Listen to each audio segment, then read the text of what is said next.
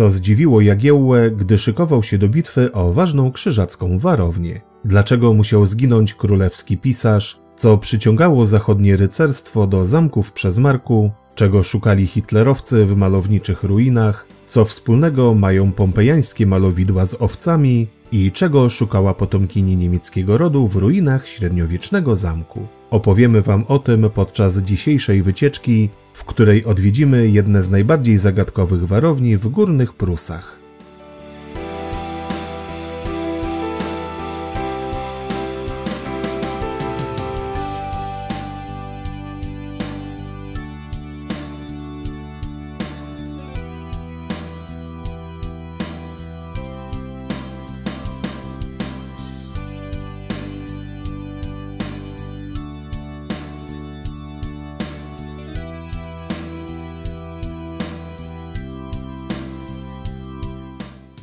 Niewyjaśnione morderstwa, ukryte niewyobrażalne skarby, siedziby bogatych rodów, kwatery wojsk i eksperymentalna placówka Kriegsmarine. To tylko nieliczne tajemnice, jakie skrywają nie tylko krzyżackie, warownie położone na terenie dawnych Prus Górnych. Odwiedzamy dziś umiejscowione na Pojezierzu Iławskim zamki w Przezmarku i Szymbarku, które w związku z trudną i burzliwą historią tych terenów do dziś wzbudzają dreszczyk emocji i entuzjazm turystów. Zapraszamy do wspólnego odkrywania tajemnic tych przepięknie położonych nad jeziorami warowni. Sprawdźcie, dlaczego warto zobaczyć zamki w Przezmarku i Szymbarku.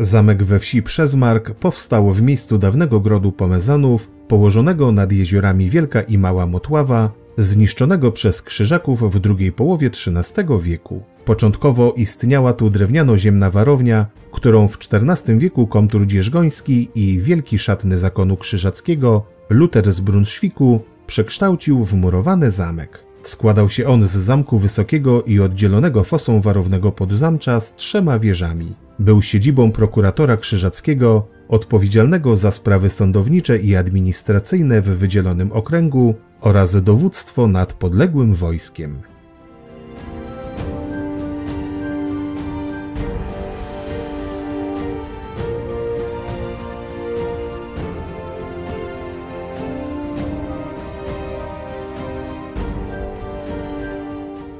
W 1410 roku pod zamek podchodzą wojska Jagiełły przekonane, że ze zdobyciem warowni nie pójdzie łatwo. Związane to było z informacjami, o których pisał Długosz. Opowiadano, że ukryto w nim pewne bardzo ważne rzeczy oraz mnóstwo skarbów. Wyobraźnię głodnego łupów rycerstwa dodatkowo rozpalała wieść, że tuż przed bitwą grunwaldzką krzyżacy ukryli w Przezmarku 13 000 florenów w złocie. Było więc o co się bić. Jakież musiało być zaskoczenie króla, gdy, i tu oddajmy znów głos Długoszowi, przybyło tam do króla wielu krzyżaków zostawionych celem obrony grodu Przezmarka, a oddawszy pokornie cześć królowi, przekazują mu gród i rezygnują z niego. Zaskoczony Jagiełło wysłał do zamku rycerza Mroczka z Łopuchowa w towarzystwie nadwornego pisarza Jana Sochy, któremu polecił sporządzenie spisu kosztowności. Socha ze spisem uwinął się szybko, do króla jednak nie dotarł. Zginął zamordowany po drodze. O mord posądzono Mroczka. Jednak z powodu braku dowodów i przysiędze niewinności rycerza sąd zamknął sprawę jako nierozwiązaną. A co ze skarbem? O tym usłyszycie w dalszej części.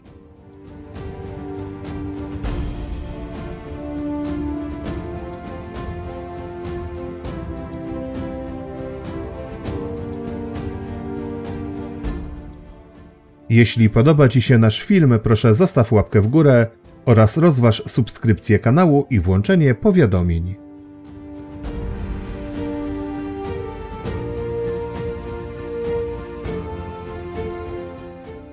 Krzyżacy powrócili do Przesmarku już w 1411 roku, ale już 3 lata później zamek zostaje zdobyty i ograbiony przez wojska polskie. Był jednak w dużo lepszym stanie niż nieodległa warownia w Dzierżgoniu, dlatego też Krzyżacy podjęli decyzję o rozbudowie zamku o kolejne skrzydła i przeniesieniu tu siedziby komtura. Był on w tym czasie chętnie odwiedzany zarówno przez dostojników zakonnych, jak i gości z zachodu Europy. Niemały wpływ miały na to bogate w zwierzę lasy i zasobne w trunki piwnice. Ponoć przechowywano tu ponad 3,5 tysiąca litrów wybornego wina. Sielanka nie trwała jednak zbyt długo, bo już w 1454 roku, podczas wojny 13-letniej, zamek zajęły i podpaliły wojska mieszczan elbląskich. Po drugim pokoju toruńskim Przesmark pozostał jednak w granicach Prus zakonnych.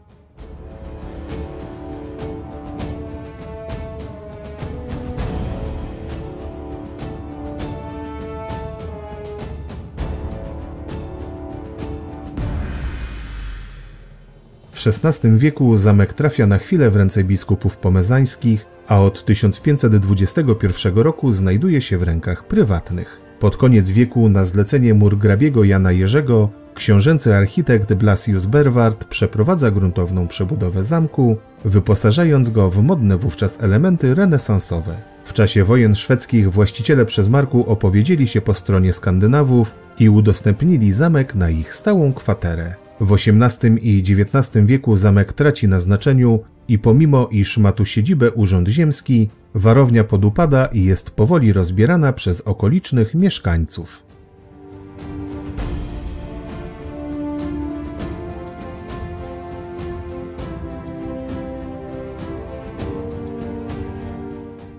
Nadchodzą lata 30. XX wieku i rządy nazistów w Niemczech. W 1935 roku na zamku w Przesmarku rozpoczynają się prace archeologiczne prowadzone pod nadzorem SS, które szukały w tych okolicach dowodów na germański rodowód tych ziem. Gdy wieści o pracach dotarły do Heinricha Himmlera, postanowił on wykorzystać je do poszukiwań zaginionego krzyżackiego złota. Czy udało się je znaleźć? Tego nie wiemy. Być może czeka, aż odkryje je ktoś z Was. Pewne jest natomiast, że odsłonięto fragmenty średniowiecznych piwnic, z których wydobyto niewielką ilość artefaktów i umieszczono je w wieży oraz zabezpieczono ruiny zamku głównego.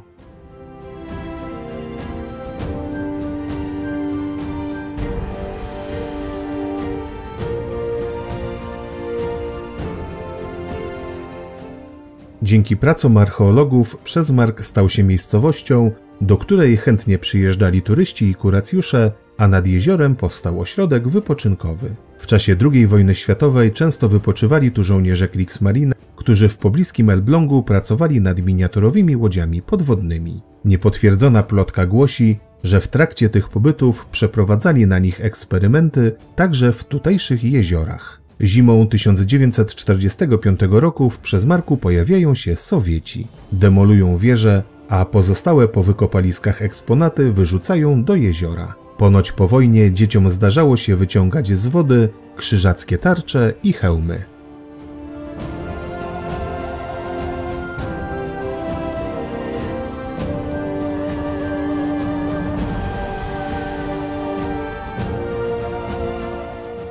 W 1958 roku przeprowadzono na pozostałościach zamku prace zabezpieczające i przekazano teren na ośrodek wypoczynkowy. To właśnie on, wraz z warownią i jeziorami, posłużył autorowi powieści historyczno-kryminalnych Zbigniewowi Nienackiemu jako lokalizacja akcji Pan Samochodzik i Winnetou. Co prawda miejscowość nosi tam nazwę Złoty Róg, ale zarówno lokalizacja na półwyspie, ośrodek wczasowy na Przedzamczu, jak i ogólny opis z powieści zgadza się z Przesmarkiem.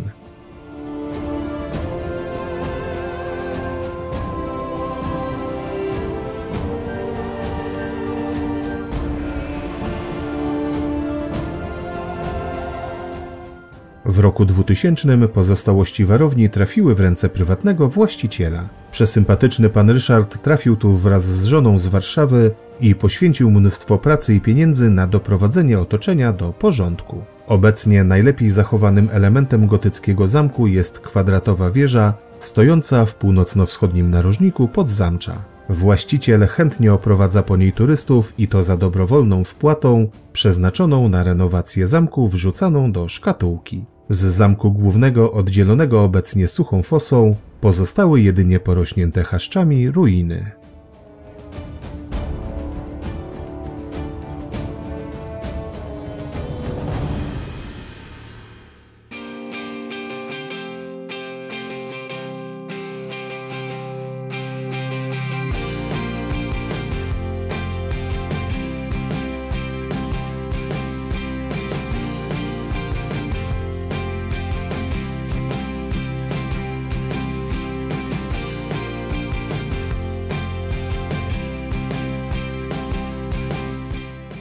Zamek w Szymbarku, podobnie jak ten w Przezmarku, powstał w miejscu wcześniejszego grodu plemiennego. Wzniesiono go w latach 1381–1386 z fundacji Henryka ze Skarlina dla kapituły pomezańskiej, o czym informowała inskrypcja umieszczona nad wjazdem. Po 5 latach budowy powstała ogromna warownia o wymiarach 92×75 metrów. Obronność murów wzmocniono stawiając 10 wież i baszt. Wjazdu do zamku broniła brama z drewnianym, zwodzonym mostem. Przez kolejne lata zamek rozbudowywano, stawiając m.in. budynki mieszkalne, kaplice i refektarz. Przed wybuchem wojny polsko-krzyżackiej zamek miał ponad 6000 m² powierzchni i architekturą odbiegał od typowych zamków wznoszonych na ziemiach krzyżackich.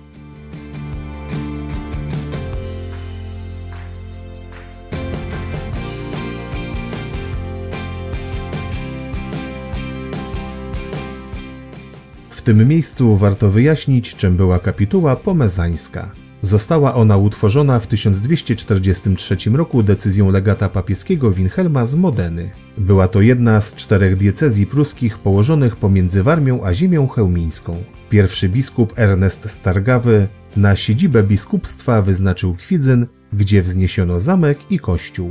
W 1286 roku trzeci biskup pomezański wraz z kapitułą przyjął regułę krzyżacką, uzależniając w ten sposób biskupstwo od zakonu. Odtąd kanonikami mogli zostać wyłącznie krzyżacy, a często bywali też doradcami wielkich mistrzów. Od XIV wieku prowadzili oni na terenie pogańskich Prus intensywną działalność misyjną i kolonizacyjną. W ramach umacniania władzy wznoszono także na Włościach obronne zamki i właśnie takim była warownia w Szymbarku.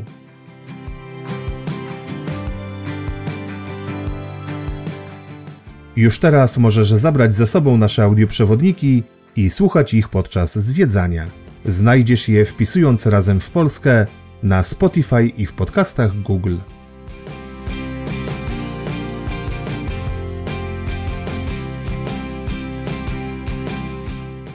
Podczas wojny 13-letniej zamek kilkukrotnie przechodził z rąk do rąk i ostatecznie został niemal całkowicie spalony przez wojska polskie. Po zakończeniu zmagań twierdzę odbudowano i wzmocniono, podwyższając mury obronne. Po sekularyzacji zakonu krzyżackiego zamek przeszedł w ręce ostatniego wielkiego mistrza, Albrechta Hohenzollerna, który w 1525 roku złożył hołd pruski.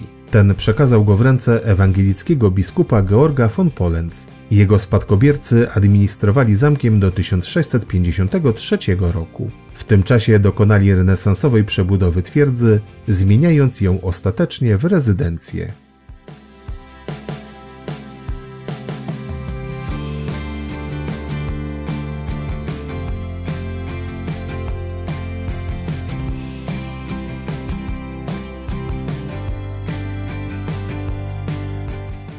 W 1699 roku zamek nabywa szambelan dworu królewskiego Ernst von Finkenstein, nazywany przez mu współczesnych bogatym owczarzem, ponieważ hodowli tych zwierząt i handlowi wełną zawdzięczał swój ogromny majątek. Finkensteinowie nie żałowali grosza na rezydencję, dość wspomnieć o przebudowie wnętrz w guście panującej wówczas barokowej mody. W połowie XIX wieku na fali idei romantycznych Ludwik von Finkenstein dokonuje ponownej przebudowy zamku, nadając mu cechy gotyckie. We wnętrzach powstają pomieszczenia reprezentacyjne, pokoje gościnne, sala teatralna, a kilka zamkowych sal udekorowano malowidłami w stylu pompejańskim. Dostosowując rezydencję do wymogów ówczesnej arystokracji, założono park i wzniesiono klasycystyczną oranżerię, by wśród wyrafinowanych roślin błogo spędzać czas.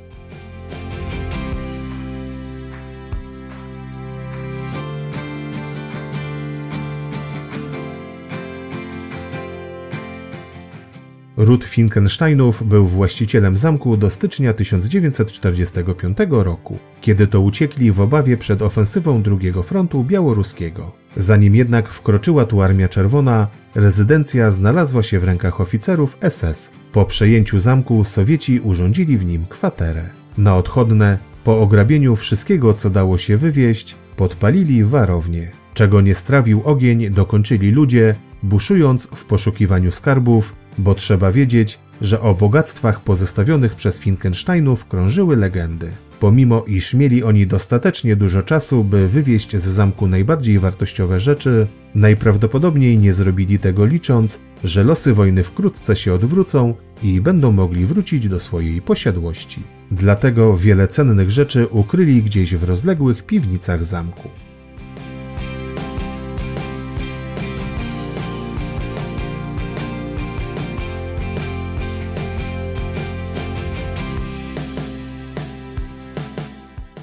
Po wojnie Finckensteinowie zamku nie odzyskali, jednak do Szymbarku przyjechała na krótko jego była właścicielka. Za czasów Gomułki zatrzymała się u jednego z mieszkańców wsi i przez kilka dni oglądała pomieszczenia zamku. Pewnego dnia około godziny 4 nad ranem ktoś z mieszkańców widział ją, jak z 2 mężczyznami wynosiła skrzynię i ładowała do zaparkowanego samochodu. Krótko potem gdzieś na łąkach za wsią skrzynię przeładowano do samolotu, który natychmiast odleciał.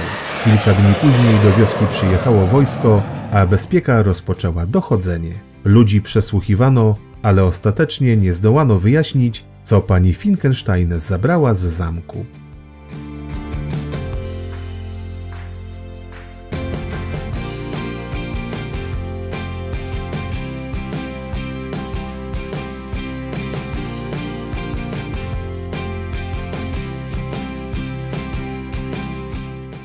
Po tych wydarzeniach na zamku nie działo się zbyt wiele. Wprawdzie w latach 60. wykonano pierwsze prace zabezpieczające, jednak wkrótce je przerwano. Jeszcze w 1988 roku planowano odbudowę warowni z przeznaczeniem na ośrodek dla niewidomych dzieci. Jednak z braku funduszy z planów zrezygnowano. W 1995 roku ruiny stały się polem bitwy z końca II wojny światowej za sprawą kręconego tu filmu Król Olch z Johnem Malkowiczem w roli głównej. W 2018 roku zamek został nabyty przez firmę inwestycyjną z założeniem przebudowy na centrum hotelowo-konferencyjne.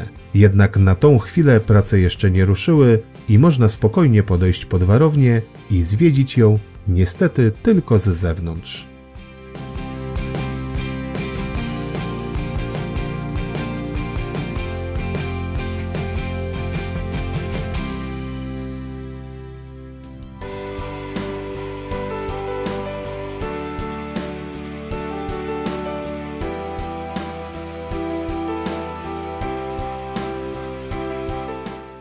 Dziękujemy, że obejrzeliście cały film. Proszę zostawcie łapkę w górę, piszcie w komentarzach o waszych wrażeniach, podzielcie się nim ze znajomymi i pamiętajcie o subskrypcji.